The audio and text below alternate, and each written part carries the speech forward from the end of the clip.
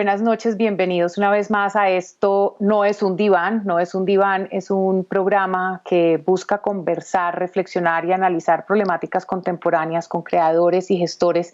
Y hoy tenemos precisamente esa combinación, una creadora y una gestora. Mi invitada de hoy es Catalina Valencia Tobón. Vamos a ver un poco más sobre ella y empezamos nuestra conversación.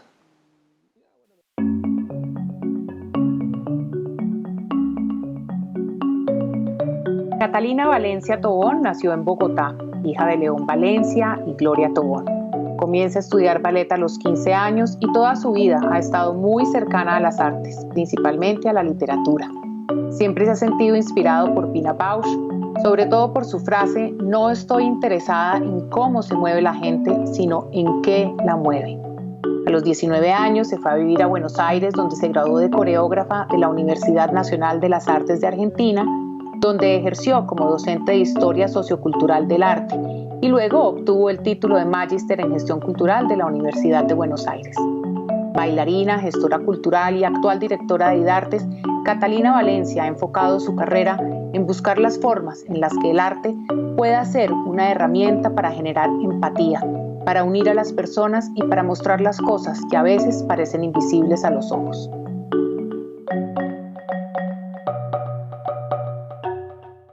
Catalina Valencia, bienvenida a No es un diván.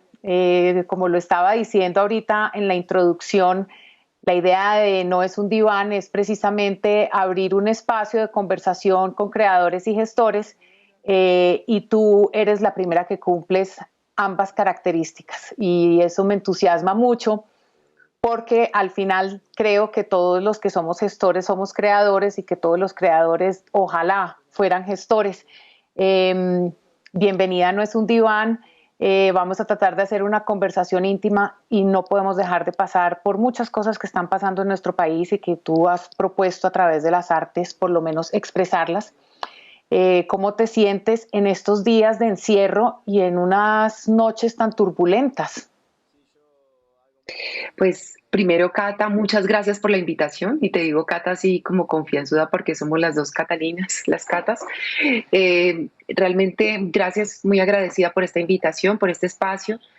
Son días muy difíciles, son días muy convulsionados, son días que realmente uno que es creador y gestor se pregunta por la importancia de la cultura, por la importancia del cambio cultural y de una gran acción colectiva de cambio cultural. Y creo que ahora más que nunca toma relevancia esto. Nosotros, digamos que los que hemos estado insistentemente diciendo que el arte y la cultura son los medios más virtuosos para la transformación cultural de Colombia, pues ahora toma más vigencia esa frase y no es una frase de cajón, es una frase que tiene fondo, forma y tiene todas las, digamos, las aristas fundamentales en este momento. Creo que hay varios temas allí, creo que hay un tema de la salud mental de estos meses de confinamiento, eh, unas protestas sociales que por el confinamiento justamente no pudieron ser y que van a ser y que ahora en un enfrentamiento con la fuerza pública pues están tomando un tinte muy feo, muy complejo. Entonces en este momento uno se plantea cuál es la importancia de la creación, digamos, cuál es el papel que tenemos los artistas, los creadores, los gestores en este momento crucial del país y creo que es el momento de la agencia, de agenciar un cambio a través de lo que hacemos, porque ya, digamos, los discursos están perdiendo vigencia, también hay un descreimiento de las instituciones y entonces los que estamos en las instituciones también tenemos que volver a propiciar ese espacio para que la legitimidad vuelva y en eso pues esa reflexión me tiene en estos días eh, de, de tantas convulsiones.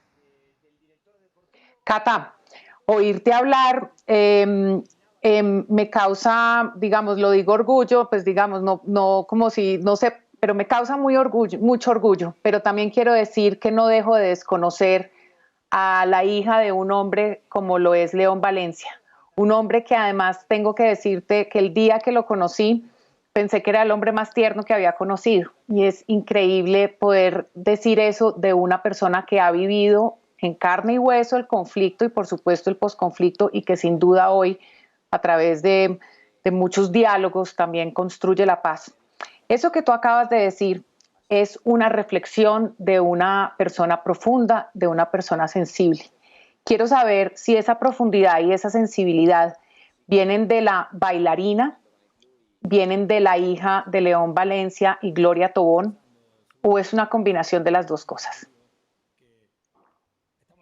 Es una combinación de las dos cosas, claramente. Yo creo que la historia política de mi casa pues tiene una influencia en lo que soy, en la mujer que soy hoy en día, sin duda alguna.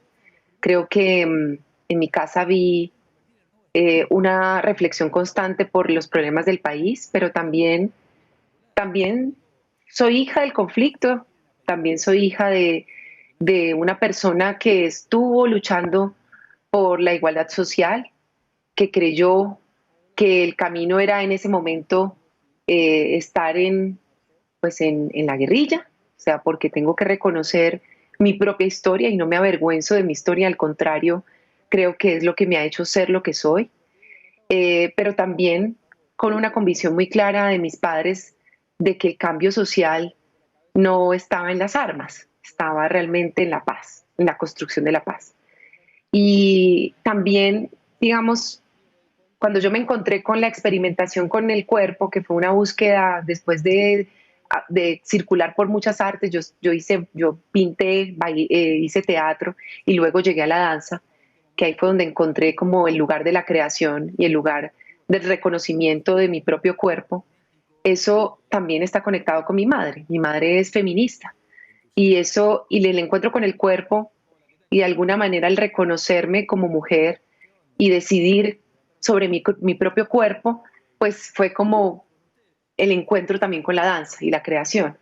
Entonces creo que ahí hay, digamos, no está desprendida mi historia familiar, es muy fuerte para mí. Digamos que ahora ya me siento un poco liberada también de muchos cimientos, de muchas, digamos, de muchos, quizás de muchos imaginarios o muchas cosas construidas desde la infancia por mis padres, siendo yo ahora una persona que tiene su propia manera de ver el mundo y de definirlo y de tomar sus decisiones. Pero sí creo que eso ha sido una gran influencia y sobre todo que fui una persona criada en libertad y que es lo que yo sueño para este país. Que la gente, que los niños y las niñas, que los seres humanos puedan crecer en libertad, pero también poder ser, en un país donde todavía no podemos como comprender la otredad, comprender que el conflicto es parte de la vida y que no es malo estar en conflicto porque nosotros estamos en conflicto con nosotros mismos todos los días incluso. Entonces, creo que ahí hay, digamos, esos son como algunos derroteros de ese vínculo con mis padres. Cata, ese vínculo con tus padres y esa conversación, me imagino un hogar con unas conversaciones dolorosas, profundas, reflexivas, contexto histórico. ¿Por qué tomas entonces la decisión de irte de Colombia por tanto tiempo? Es una decisión importante precisamente viniendo de tu casa, de tu hogar, de una casa en donde la discusión por un mejor país seguramente se daba al desayuno, al almuerzo, de la comida. Mira, hace unos días tuve una entrevista con RCN Radio, me acuerdo, y esa mujer me dijo una cosa que a mí me llamó mucho la atención. Me dijo, es que investigando su historia, Catalina, usted es parte de un grupo que hace parte, que es la fuga de cerebros. Y dije, la fuga de cerebros. Primero, pues le dije, agradezco mucho que usted piense que yo soy un gran cerebro, pero adicionalmente no sé por qué lo del tema de fuga de cerebros. Sí, pues porque usted fue a buscar una oportunidad en otro lado y usted allá creció y usted logró venir y hacer otra cosa. Entonces yo lo que pensaba es que quizás yo no tuve la oportunidad de encontrar la formación artística que yo soñaba para mí en Colombia. Y eso es algo por lo que yo hoy día lucho en lo que hago. Y es porque yo quisiera que toda la gente que quiere dedicarse a la creación y a las artes tenga la oportunidad de hacerlo, que tenga el acceso. que ese acceso sea democrático y que además tenga la oportunidad de tenerlo con altas calidades. Y eso fue lo que yo fui a buscar allá, porque yo quería bailar y yo quería formarme en danza y no encontraba el espacio acá. Y esa es, digamos, la verdad por la que yo me fui. Yo no me fui huyendo de un país, yo no me fui huyendo de una realidad porque incluso paradójicamente mi padre, que siempre tuvo que huir muchas veces, era el que menos tenía ganas de huir del país. Entonces nunca fui contagiada por ese espíritu de angustia de querer salir del país porque tenía miedo. La verdad es que no tuve miedo. Tuve miedo cuando amenazaron a mi padre varias veces y yo tuve que sentir desde muy chiquita esa realidad, que es lo que estamos viviendo hoy con la muerte a líderes sociales, con la muerte de personas que piensan distinto y que luchan por los derechos de la gente. Pero en realidad yo como yo no tuve miedo, digamos, de vivir en este país, a pesar de toda mi historia y de mi entorno.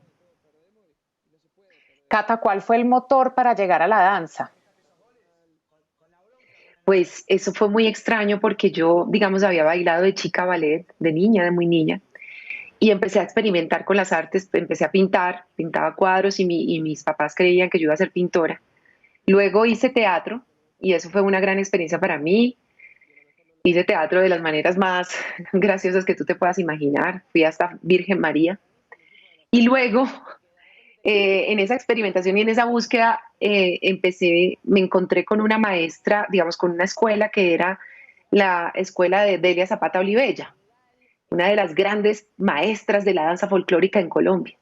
Y yo con su hija Delmira empecé a estudiar danza folclórica, a bailar currulao, a conectarme con la música colombiana. Y ahí empecé digamos, otra vez a conectar con la danza, porque de chiquita había hecho ballet y entonces volví y empecé a experimentar y me metí a la SAP a estudiar pues danza contemporánea. Empecé como a buscar en la danza contemporánea, a entrenar muy fuerte el cuerpo, a buscar en el cuerpo. Y ahí fue que me enamoré, pero principalmente por la música folclórica colombiana, volví a bailar y ahí me enamoré, digamos, de la danza. Cuando le dije a mis papás, mi papá estaba seguro que yo iba a ser periodista. De hecho, yo iba a ser periodista, yo iba a ir a estudiar a la Universidad de Salamanca periodismo. Y de chiquita siempre hacía entrevistas, cogía el cepillo y entrevistaba a mi papá y hacía cosas. Entonces mi papá decía, ella tiene una vocación de periodista. Y cuando ya tenía todo preparado, dije, no, yo quiero estudiar danza, a mí me gusta la danza. Y mis papás me miraban como, danza, pero tú ya estás grande, bueno, pues yo tenía 17 años. Sí, yo quiero estudiar danza, bueno. Y ahí, pues, tomé la decisión y me metí en el cuento de la danza y pues terminé estudiando la licenciatura en composición coreográfica. Y empecé ahí como ya mi carrera de disciplina con la danza por muchos años. León quería que fueras periodista porque él es muy buen periodista, seguramente. Estaba haciendo una transferencia ahí. Bueno, sabemos que te gusta mucho Pina Bausch, has hecho referencia a ella y me puse a leer sobre ella para poder hablar contigo sobre ella porque sé que la admiras mucho. Lo que entiendo es que Pina Bausch hace un ejercicio muy importante en transformar el ballet clásico a un ballet a una danza donde también se involucra mucho el teatro, ¿cierto? Y ella es quien inventa el término del cuerpo de la danza y que es un aprendizaje que va más allá de la plasticidad del cuerpo. Ese aprendizaje, ¿crees que tú tienes como bailarina, en tu formación como bailarina? ¿Crees el que también te permite ser gestora? Totalmente, totalmente. La frase más sabia, digamos, la frase que me ha traído hasta acá, definitivamente es una frase de la maestra Pina, que muy bonito que hayas visto eso, porque realmente primero fue como la que se preguntó en la danza por las complejidades humanas, por la humanidad. Y ella tiene una frase, una vez, digamos, dijo una frase que a mí no se me olvida en la vida y que es también el motor de por qué estoy aquí. Y es, no me interesa cómo se mueven los cuerpos, sino qué los mueve. Y creo que esa frase como gestora me ha marcado, porque a mí me interesa qué es lo que mueve el arte, qué es lo que profundamente mueve el arte y la creación, qué es lo que moviliza a los seres humanos a crear y también por qué las artes tienen y la creación tienen una agencia importante en la transformación cultural, por ejemplo, de un país como Colombia. Entonces es realmente como un movilizador para mí, porque el interés está en cómo, no está en cómo, sino en qué mueve al ser humano a hacer cosas. En estos días justo también pienso en esa reflexión, porque una persona que yo quise mucho en la vida y con la que trabajé, que en realidad la amé mucho, eh, siempre que hacíamos trabajo en territorio con las artes, él decía una frase que a mí me parece muy valiosa y es, todo lo que el ser humano hace es por falta de amor, por amor o por falta de amor. ¿Te estás refiriendo a César López? Sí, tal cual. Sí, Cata. Hablemos un poco de eso. Yo tenía la idea de hacerte la pregunta sobre esa frase que has expresado de Pina Bausch y me pareció muy al lugar precisamente. Hemos vivido, sentido, visto y oído unas noches de violencia, particularmente en Bogotá, pero también en Barranquilla y en Medellín. Y tú dices que Pina Bausch dice, no estoy interesada en cómo se mueve la gente, sino en qué la mueve. Y ahora nos está moviendo la rabia, la ira, la tristeza. Preferiríamos que nos movieran a través de las artes y especialmente trinaste sobre el tema, dijiste, es urgente posicionar el arte y la cultura como medio para trabajar profundamente en la salud mental de nuestro país. La tarea de los artistas y creadores es urgente para tejer el camino de la no violencia. Ya no podemos esperar más a la acción colectiva de cambio cultural. ¿Cómo te imaginas ese cambio, ese camino de la no violencia a través de las artes y la cultura, precisamente en unos días como estos? Porque precisamente César y un grupo de artistas están moviéndose con Hasta que amemos la vida, otras personas nos hemos unido a ese movimiento, pero también a través de otros movimientos y otras acciones digitales, presenciales, seguimos insistiendo en la importancia de las artes y la cultura para la construcción del tejido social, pero despertarse en una ciudad en donde ha habido tanta violencia, yo ni siquiera sé allí cómo las artes y la cultura pueden hacer un ejercicio transformador. ¿Cómo te lo imaginas? Y esa pregunta se la hago a Catalina Valencia, la directora de IDARTES. Ok, pues mira, yo lo que creo es que definitivamente hay algo que es una conversación que yo he tenido durante estos meses de crisis, porque realmente pues nuestro sector está en una crisis muy grande. Y está en una crisis porque efectivamente el espacio de la creación, el espacio público para crear, pues ha estado cerrado. Y entonces eso nos ha generado lo que llamo yo una oportucrisis, que es reflexionar en profundidad sobre los cambios estructurales que tiene que tener la política pública cultural. Eso ya pues como directora de arte respondiéndote ahí. Pero en segundo lugar, es que yo creo, y esta es la forma en la que yo pienso que el ejercicio tiene que cambiar, no solamente desde el ejercicio, desde la política pública, sino desde los mismos validadores, que incluso eres tú. Tú haces parte de esos validadores de nuestro sector. Y es, ¿por qué nosotros nos hemos pensado como un sector tan endogámico y no hemos podido construir agendas con otros sectores?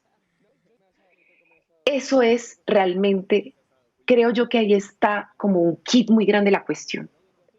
Entonces yo lo que he hecho en el IDARTES es decirle a todas las gerentes y a las personas que trabajan ahí, a todo ese equipo, inspirarlos en decir, nosotros nos tenemos que convertir en fundamentales para la salud mental, para la salud pública.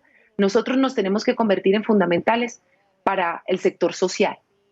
Nosotros nos tenemos que convertir en actores fundamentales para desarrollo económico.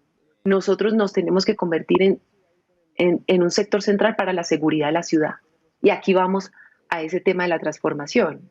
Y es por qué las artes pueden transformar entornos violentos. Yo lo he experimentado.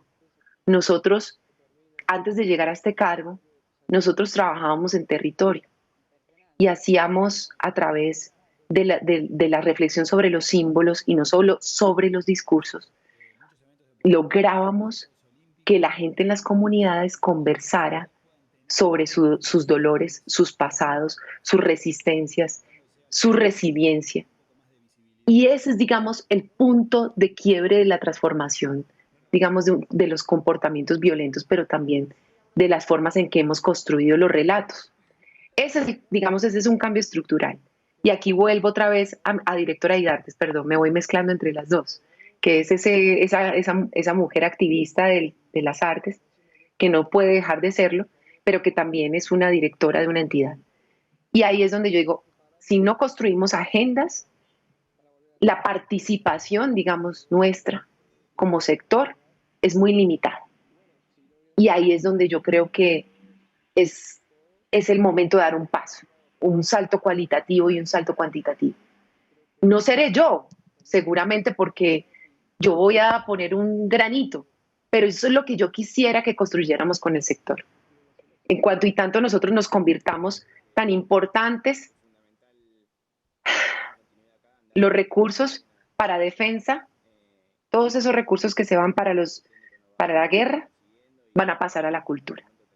Pero eso no es culpa solamente del Estado y del olvido del Estado. Tiene que ver con una incidencia política de un sector que tiene que convertirse y articular agendas con otros sectores. Así es, Cata, en este espacio he intentado de manera explícita e implícita repetirlo de una vez, y es que la cultura es económica, la cultura es política y la cultura es social. Si no la vemos en todas esas dimensiones, vamos a seguir en el lado del simple entretenimiento, y ese claramente no es el camino. Vamos a ir a un pequeño corte y volvemos a conversar con Catalina Valencia.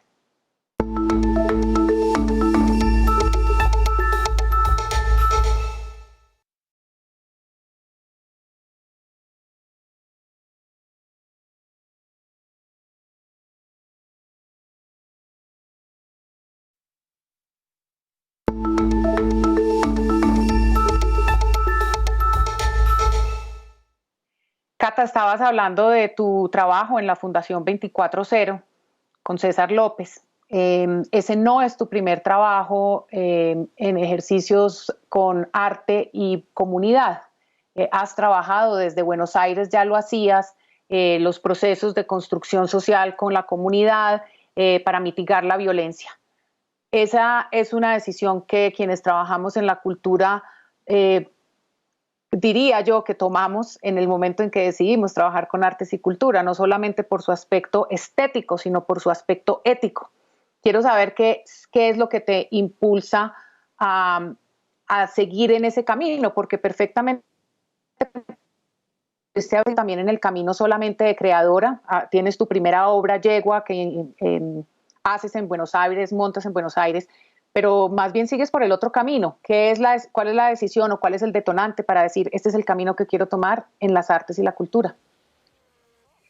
Pues mira, yo empecé, cuando hice Yegua, que fue mi trabajo de grado y que pues tuve la suerte de que eligieran ese trabajo en Chile como digamos, para girar con ese solo, y era mi primer trabajo coreográfico de una investigación muy profunda, pero la investigación en sí misma ya tenía ese componente, porque yo me había hecho una investigación sobre el cuerpo grotesco del Carnaval de Barranquilla.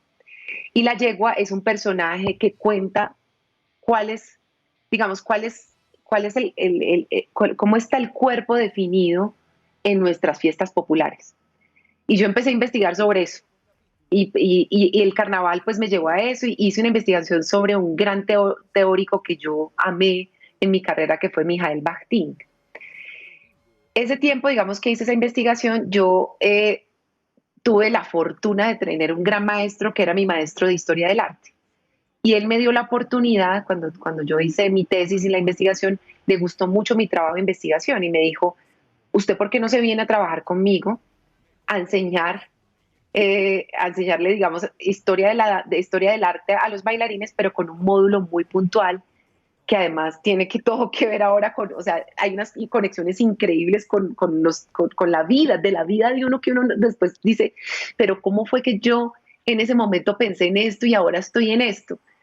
Y en ese momento nosotros empezamos, él creó un módulo que se llamaba las nuevas tecnologías, o sea, la nueva configuración de las artes a través de las nuevas tecnologías, que es un poco lo que en la pandemia me tocó hacer con el IDARTES y fue crear esa plataforma IDARTES se muda a tu casa y tratar de ver qué era, de dar un salto porque estábamos como en los 90 con los dispositivos tecnológicos que teníamos para llegar a las casas, digamos, de la gente, de los ciudadanos y las ciudadanas en Bogotá. Entonces, en ese momento empezamos a hacer el taller y yo empecé a trabajar con los estudiantes de danza.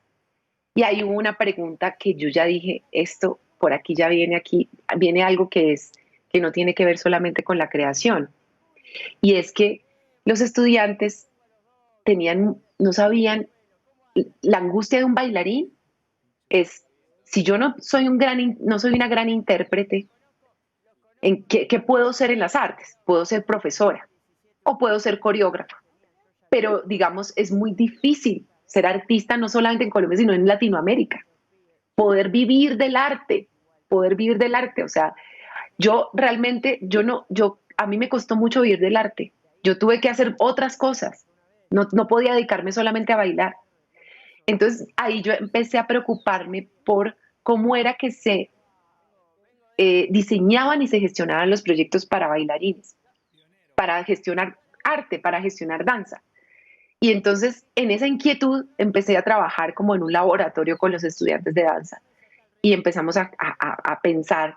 Y yo les decía a los estudiantes, miren, y esto es algo muy, muy tremendo lo que voy a decir, que ahí fue donde yo creo que ahí dije, pues creo que la danza no es solamente el camino para mí. Y es que yo sentía que la danza contemporánea es maravillosa, pero es un lenguaje marginal. Cuando hablo de lenguaje marginal es porque el acceso a la danza contemporánea es para muy pocos. Que eso es lo que yo justamente quisiera que no pasara desde el cargo que yo ejerzo hoy en día. Y es, ¿quién accede a la danza contemporánea? Es muy difícil comprender ese lenguaje. Entonces yo con lo que me topaba es que a las obras de danza contemporánea íbamos los bailarines, los coreógrafos, los investigadores de esa área y las familias.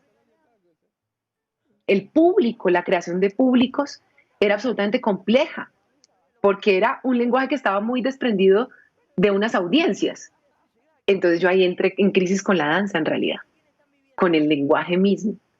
Pero esa crisis era estructural, digamos, en mi visión del mundo. Yo dije, no, esto tiene otra función. Y tiene una función social, tiene una función política, tiene otra función. Y con todo eso que tú ya me preguntaste al principio y que yo dije que era toda mi historia y mis papás y todo eso, y con todo ese bagaje cultural y estructural, yo ya dije, no, mi tema va por gestionar proyectos culturales, por tratar de generar vínculos con la comunidad. Por eso yo en estos días la reflexión no es, nosotros no podemos seguir pensando que tenemos que formar públicos, nosotros tenemos que formar comunidades. La apuesta aquí no es por el evento, es por el proceso, no es por la formación de público, sino por la formación de comunidades. Y eso en el instituto, yo quisiera que cambiáramos ese paradigma, porque nos ven como un productor de eventos, y nosotros no somos productores de eventos. El instituto es un productor de procesos artísticos y culturales para la ciudad. De hecho, los creadores ni los gestores somos productores de eventos. Que sepamos hacerlo porque hace parte del lenguaje es claro, pero yo también le digo mucho eso a mis estudiantes. Aquí no estamos aprendiendo a producir eventos, los tendremos que producir, tendremos que colgar el pendón, aprender cómo se conecta un cable, miles de cosas, pero esa no es el área de trabajo. A propósito de la danza, y me sorprende que me lo hayas dicho, yo personalmente tengo una visión que en particular la danza, y bueno, tú me has dado la razón, tiene poco presupuesto, tiene poca distribución, tiene poca circulación, tiene poca apropiación. Entiendo por lo que me dices que existe una razón para eso, pero has llegado tú a la dirección de IDARTES y precisamente Esta semana lanzaron el Festival Danza en la Ciudad, Poéticas de la Proximidad, y el encuentro es una invitación a la danza en el marco de una nueva realidad. En ese marco de la nueva realidad, ustedes expresan en la descripción del festival unos espacios íntimos y virtuales. ¿Cómo haces para, o cómo conceptúan? Entiendo que por supuesto esto se ejecuta a través de una gerencia, pero estoy absolutamente segura que en el área de danza tendrás mucho que decir y que seguramente será tu espacio de tranquilidad y de alimento para el alma. ¿Cómo hacen para relacionar? Y quiero saber, digamos, conceptualmente, como creadora y como gestora, ¿cómo conceptúan eso de un espacio íntimo y de lo virtual? Ese es quizás el gran desafío y por eso te decía que es como retrotraerme al pasado, porque cuando yo hice mi tesis de maestría, mi tesis fue que justamente el lenguaje que de la danza que era tan marginal tenía una oportunidad en la nueva configuración, en la configuración de las nuevas tecnologías, porque quizás a través de los dispositivos tecnológicos y digamos, esta virtualidad, la danza iba a poder llegar a más lugares. Mucha gente iba a poder ver más danza, ¿cierto? El acceso.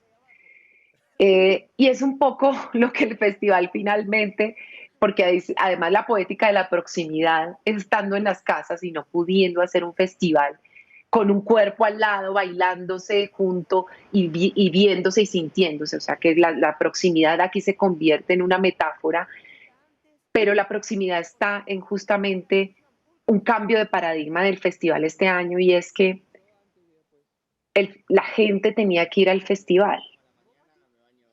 Y es un poco lo que ha pasado, la gente tiene que ir a los festivales. Y esta vez el festival va a ir a la gente. Y va a ir a la gente no por el ejercicio, porque lo más triste para mí seguramente en un principio fue no traer una gran compañía internacional al Festival de Danza en la Ciudad. Eso me hubiese divertido muchísimo y me hubiese llenado el espíritu, porque era el momento. No solamente en ese festival, sino en los al parque, en todos los festivales. Digamos que cuando tú llegas a un instituto como el IDARTES dices, listo, llegó el momento de hacer los festivales con una nueva impronta, hacer esto y esto y esto. Y dices, miércoles, no hay aglomeraciones, no puedo hacerlo. ¿Cuáles son las proximidades? Y entonces, en esta dinámica que yo es como la impronta que también le he puesto a IDARTES es cómo conectamos con la comunidad, cómo llegamos al territorio, cómo llegamos a través de de unos acontecimientos que quizás no son tan grandes, que son nuevos rituales, cómo generamos proximidades. Y eso es un poco lo que se plantea esta versión número 13 del Festival de Danza en la Ciudad. Que además es un festival que va hasta noviembre. Es la primera vez que veo que también se hace con un tiempo, y yo creo que es importante. Coincido y me encanta, creo que lo voy a utilizar de ahora en adelante, tu término de formar comunidad, pero me quedo también con la formación de públicos en la medida en que es importante seguir diciendo tenemos que consumir nuestros productos locales y consumir cultura local y nacional y de buena calidad, con buen sonido, con buena iluminación, con una buena técnica, por supuesto, con un buen concepto. Y esta es la oportunidad para que lo hagamos. Tengo muchas estudiantes bailarinas, así que contarás conmigo como una buena embajadora para hablar del festival. Vamos a ir a otro corte y volvemos a No es un diván.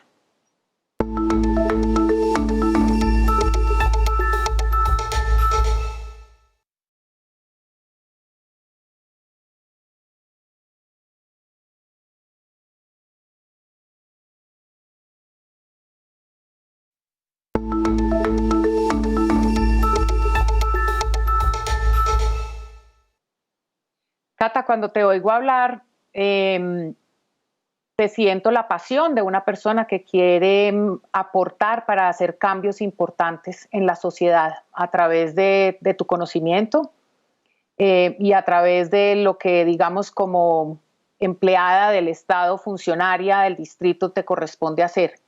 Pero también oigo una mujer que uno diría, ¿será que le gustaría de pronto algún día participar en un cargo elegido por votación popular?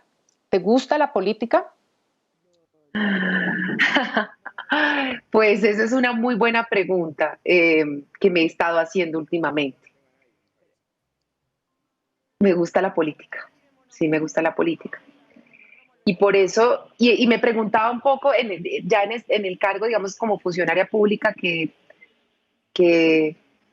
en el que estoy, eh, porque, digamos, yo pienso, yo estoy en un sector que son las artes y la cultura, pero a mí me gustaría trabajar en lo público y sobre todo porque en lo público y en lo político yo siento que tengo un pensamiento muy claro en la política también y pues tengo que ser muy honesta, yo acompañé a la alcaldesa en su campaña, yo la acompañé a crear este programa de gobierno que estamos implementando ahora desde el sector cultura. Y eso además me lleva a un compromiso profundamente político, porque construir una apuesta programática tiene ahora en lo público todo un reto y un desafío. Entonces es algo que yo sí pues he venido meditando y he pensado. Mi padre, que es como la persona que a veces yo converso esas cosas, algún día hace unos años me dijo, yo le dije, yo quiero hacer política. Y me dijo, tú no tienes el cuero para eso. Y yo le dije, ¿y por qué no? Me dijo, porque tú tienes mucho corazón y ahí hay que tener. Y yo dije, bueno, será el momento en que nazca una nueva generación de políticos que tengamos mucho corazón también. Y en este momento, ya hace muy poco tiempo, cuando yo me metí ya en lo de clave, le dije, mire, yo quiero porque fui yo solita, él no hizo nada. Y esto es muy importante que todos lo sepan, porque creen que porque el papá de uno es. Y no, yo me busqué ese espacio solita y yo la busqué a Claudia y le insistí. Yo dije, yo no tenía pretensiones en ese momento como de llegar a ningún cargo. Yo lo único que quería era aportar en transformar muchas cosas de la política pública cultural y yo quería aportar en eso. Y le dije a Claudia, yo quiero estar con usted porque yo creo en esta apuesta política suya. Y cuando ya le dije, voy a hacer esto, que se lo comuniqué, pues porque no le pedí permiso, obviamente, se rió y me dijo, bueno, yo creo que puede ser que ya estés preparada. Cata, la gente que cuando uno trabaja como funcionario público, digamos, uno incide en política pública, porque precisamente lo que hacemos cuando estamos allí sentados en estos cargos, en el cargo que tú estás sentada actualmente, te corresponde decidir la distribución de los recursos que ya se han decidido invertir en tu entidad y decidir este recurso se va así, el proceso será este, la meta será este, digamos, es un ejercicio de carácter estratégico y estás incidiendo en política pública con un plan de gobierno, por supuesto, como acabas de decir en este caso de la alcaldesa Claudia López. ¿Cómo incides también en política en otros espacios que no sean el de IDARTES? Digamos, yo entiendo y todos sabemos que no puedes participar en política, digamos, no se puede, pero escribes, te manifiestas de alguna manera. ¿Cómo haces para también incidir en política pública? Porque lo dijiste ahorita, es importante que incidamos en política pública. Yo agradezco mucho no estar en este momento trabajando en el gobierno porque me he podido manifestar a mis anchas como he querido y he necesitado hacerlo y porque venía 13 años absolutamente callada. ¿Cómo lo haces tú? Porque estás en un momento en donde también podrías perfectamente expresar muchas cosas. Bueno, yo lo que, digamos, esa labor, yo no puedo, digamos, no puedo ser activista en el cargo que estoy y es un poco también nuestro sector tiene mucho de ese componente, digamos, nosotros somos, el sector cultura tiene digamos, una potencia en ese activismo también, por la naturaleza de lo que hacemos. Pero lo que sí intento es que, digamos, lo político, digamos, ese ejercicio de lo político no está, digamos, en la cotidianidad de uno y en el trabajo de uno. Yo tengo conversaciones con los consejos, tengo una relación con los consejos de las artes, que son los espacios de participación. Tengo una relación con el Consejo de Arte, Cultura y Patrimonio de la ciudad, que ese es un espacio, digamos, de participación política y de participación en la política pública. En esos espacios es donde yo genero una conversación e invito a reflexionar sobre digamos, justamente el COVID nos ha permitido conversar sobre temas muy profundos, que seguramente no van a llegar a estructurarse del todo aquí, pero yo creo que sí van a dar un paso. Y te voy a mencionar dos temas de la política pública que a mí me parecen esenciales y que yo creo que desde la ciudad tenemos que liderar. Uno es eh, el tema de el fomento en las artes, que yo creo que el fomento en las artes tiene que tener una transformación y que tiene que dar un paso, digamos, ampliarse para a una cantidad de actores nuevos, la ley del espectáculo público. Y esas son conversaciones que desde el distrito nosotros tenemos que empezar a dar, porque nosotros tenemos el gran privilegio de tener una ciudad cultural, una ciudadanía cultural muy potente en Bogotá, que además le puede ayudar y puede generar hermanamientos con el territorio nacional en función de la política pública cultural. Entonces, creo que ahí está, digamos, como ese ejercicio que no está fuera de mi ejercicio como funcionaria pública y directora de Lidartes, pero que sí tiene que generar conversaciones porque la entidad que yo gerencio y que coordino, pues tiene mucho que decir justamente porque es la ejecutora de esas políticas, entonces no está desprendida de la raíz. Cata, las artes históricamente han narrado nuestra realidad desde la resistencia o también como catalizadores. Han permitido construir narrativas para la resiliencia. Sin embargo, existe todavía o predomina en algunos círculos las artes como un espacio de oferta y demanda, que es donde yo ubico el entretenimiento.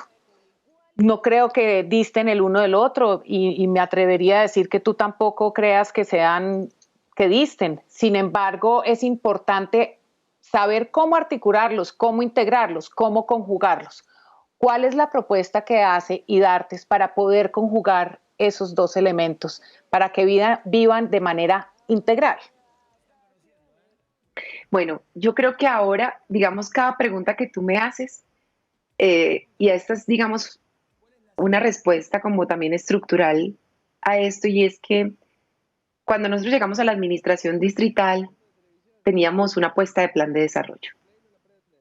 Y en el sector, digamos, de las artes y en el sector cultural teníamos una apuesta.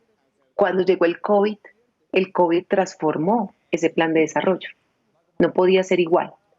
Y no podía ser igual porque justamente nuestro sector con turismo son los sectores que más tarde se van a reactivar en la cadena de las reactivaciones.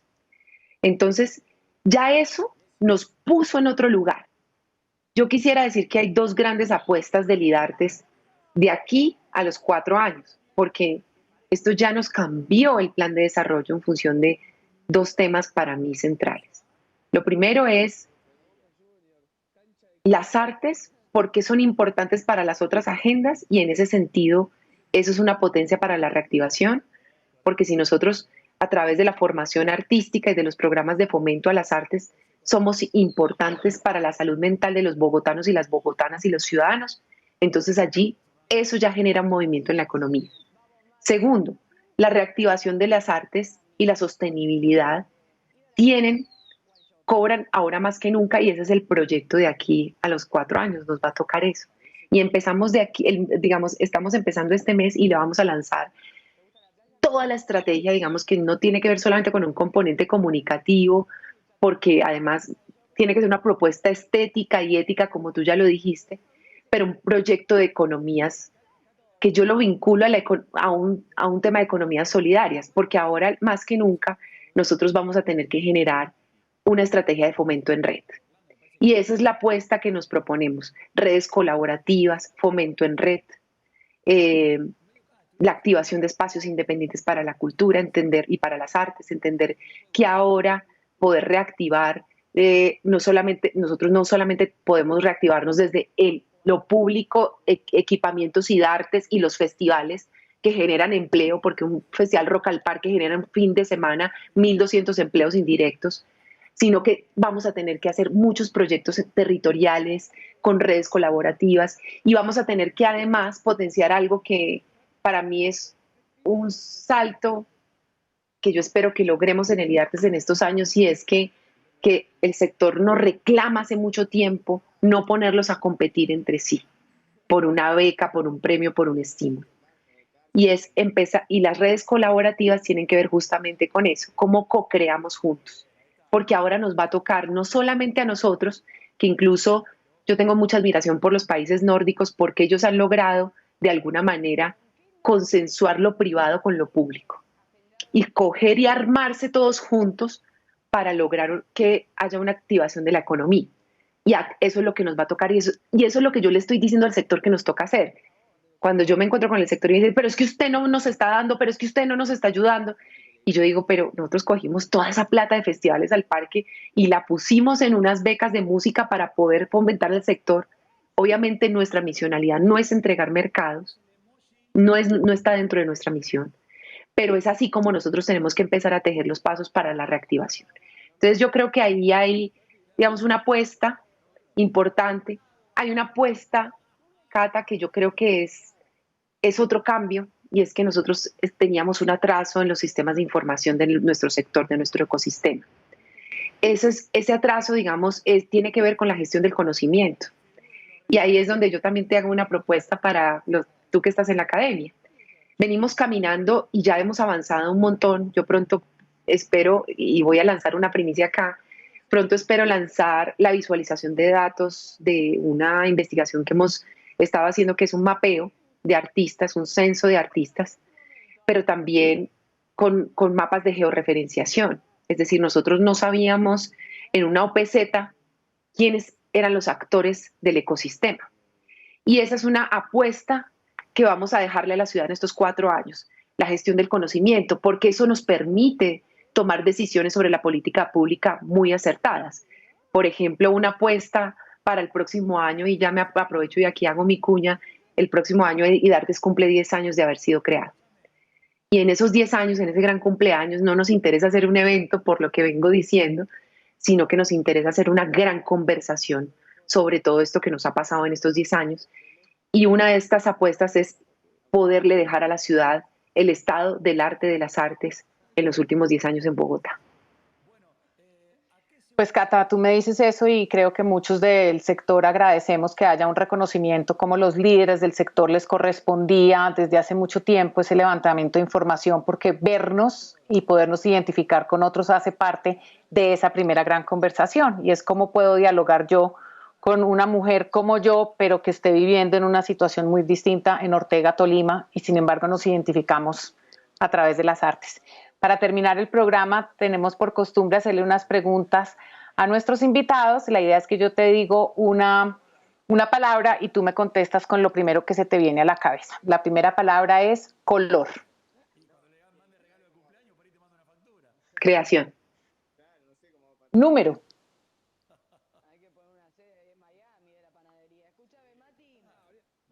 Limitante. Religión.